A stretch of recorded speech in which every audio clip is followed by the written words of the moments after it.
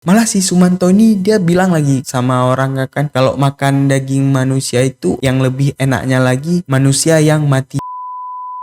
Hai semuanya, kembali lagi bersama saya. Bagi kalian yang baru melihat ini channel, langsung aja diklik tombol subscribe-nya jika ingin mendukung channel ini. Di video kali ini saya akan membahas tentang salah satu cerita kanibal, kalau bisa dibilang kanibal ya, kanibal. Langsung aja tanpa banyak basa-basi, langsung aja kita simak videonya. Let's go man. Di video kali ini aku akan membahas cerita tentang Sumanto, salah satu manusia kanibal yang berasal dari Indonesia men. Sumanto ini emang terkenal dengan kasus kanibalnya men. Kejadian itu terjadi pada tahun 2003 dengan kasus memakan manusia. Pada saat itu Sumanto berani melakukan hal itu karena dia yakin akan mendapatkan kekuatan. Pada saat dia ditangkap, dia sudah mengakui memakan 3 orang, tapi di tempat yang berbeda-beda. Dan banyak juga yang bilang Sumanto ini mengidam penyakit jiwa men. Karena kejadian itu si Sumanto dipenjara selama 5 tahun. Setelah dia keluar dari penjara, pada saat itu bertepatan dengan Hari Raya Idul Fitri men. Saat ini Sumanto ditempatkan di pesantren karena dia tidak diterima lagi di kampung halamannya. Jadi sebelum kita masuk ke ceritanya, kita cari tahu dulu siapa si Sumanto ini.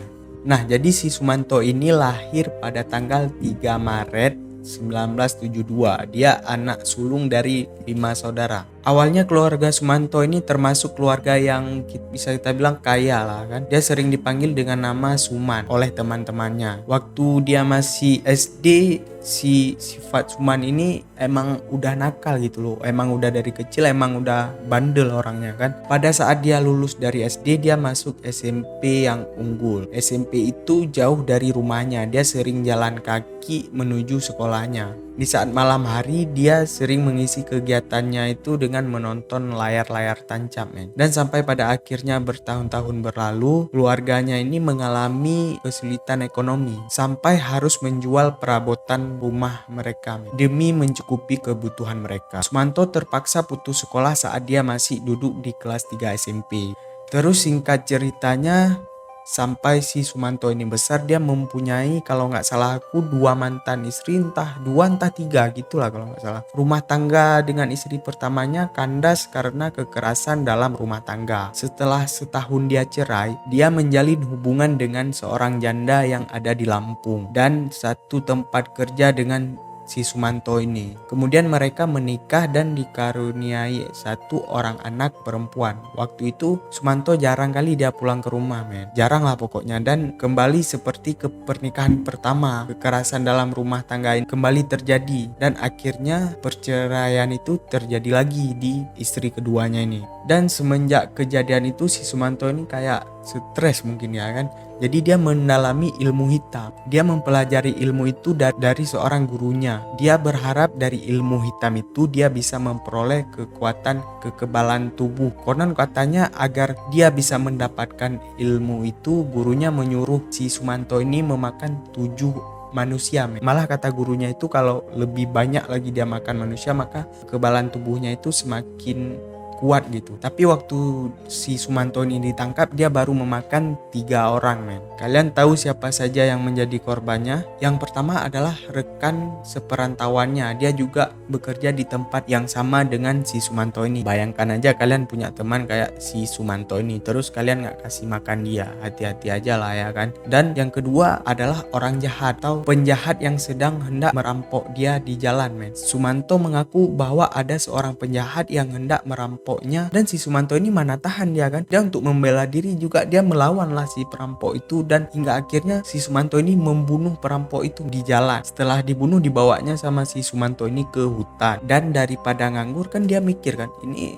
aku udah bunuh orang, kalau aku kubur capek kan, capek-capek dia kan sedang mempelajari ilmu hitam itu. Jadi daripada mayat ini nganggur, dimakan pula sama dia. Mungkin gitu kali ya pemikirannya ya kan. Dan si Sumanto ini hanya membutuhkan semalam aja untuk memakan si perampok itu tadi. Hanya tulang dan organ tubuh yang tidak disentuhnya, dibiarkannya membusuk di hutan. Dan yang parahnya lagi, katanya Sumanto mengambil alat kemaluan si korban tadi men, si penjahat tadi, untuk dijadikan jimat anjir. Gokil sih Sumanto ini, kemaluan jadi jimat kan.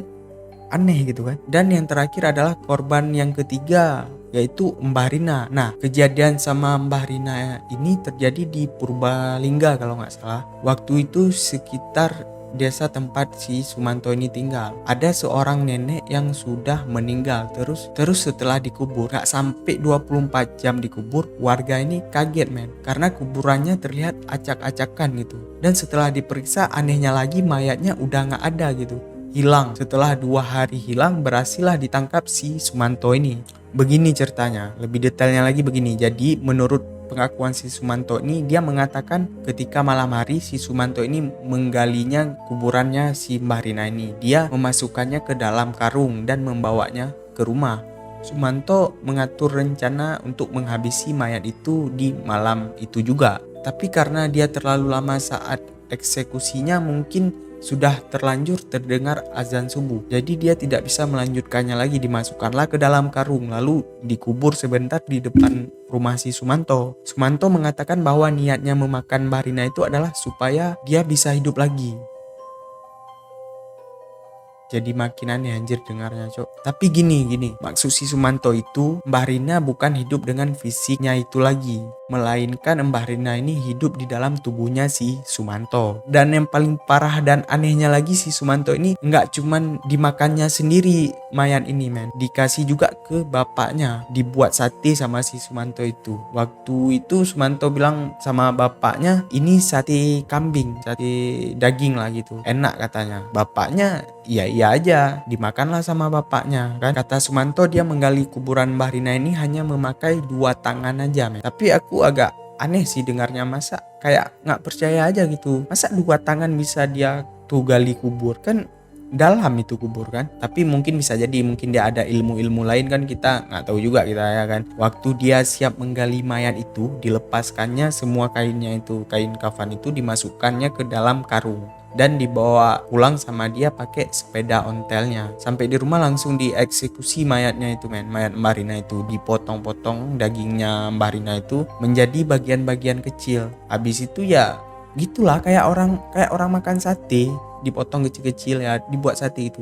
Tapi men, ada yang mengatakan bahwa sebab si Sumanto melakukan hal itu karena ada faktor lain, yaitu faktor ekonomi. Tapi aku nggak percaya sih, di pikiran aku masih nggak masuk akal sih kalau gara-gara ekonomi ya kan. Kalau gara-gara ilmu hitam mungkin bisa jadi ya kan. Kalian pikir pakai logika aja lah. Mungkin kalian selapar-laparnya kalian nggak ada uang untuk makan, nggak mungkin, nggak juga lah mayat orang meninggal kalian makan, pasti jijik kan. Kalau aku nggak percaya sih faktor ekonomi, pasti faktor yang itu tadi, yang ilmu hitam tadi ya mungkin. Hal ini dikatakan oleh salah satu petugas yang dekat kali sama si Sumanto saat si Sumanto ini ditangkap. Dia mengaku bahwa keadaan ekonomi lah yang memaksa si Sumanto ini melakukan hal itu, karena pada saat itu si Sumanto ini sedang berada di garis kemiskinan. Ketika sudah ditangkap, Sumanto mengaku saat memakan daging manusia itu rasanya enak betul men katanya gitu. Malah si Sumanto ini dia bilang lagi sama orang kan, kalau makan daging manusia itu yang lebih enaknya lagi manusia yang matinya tidak lazim, seperti manusia yang mati kesetrum gitu, mayatnya kesambar petir. Nah dia bilang dia lebih suka itu daging manusia itu, katanya dagingnya lebih enak gitu. Ini parah sih, ada aja tingkah dia anjir. Dan kalian tahu nggak gimana keadaan si Sumanto itu sekarang? Dengan apa semua yang udah dia lakukan, dia sekarang udah berubah parah men, udah berubah total lah ibaratnya. Dia sudah jadi orang yang lebih baik dari yang sebelumnya itu. Karena setelah dia masuk penjara, dia di dalam penjara itu mulai mendalami ilmu agama, bukan ilmu yang aneh tadi. Setelah dia keluar dari penjara, dia ditolak di kampung halamannya dan masuk pesantren. Ibadahnya makin giat, sering ikut pengajian, dan ada yang mengatakan bahwa dia pun sering memberi ceramah-ceramah kepada santri-santri di pesantren sana men. Dari sini kita bisa belajar bahwa semua orang tuh bisa berubah sedrastis mungkin. Tapi yang perlu kalian ketahui, kita tidak membenarkan atas kejadian dan kelakuan si Sumanto yang sebelum-sebelumnya itu. Kelakuan dia itu tetap salah sih. Jangan sekali-sekali kalian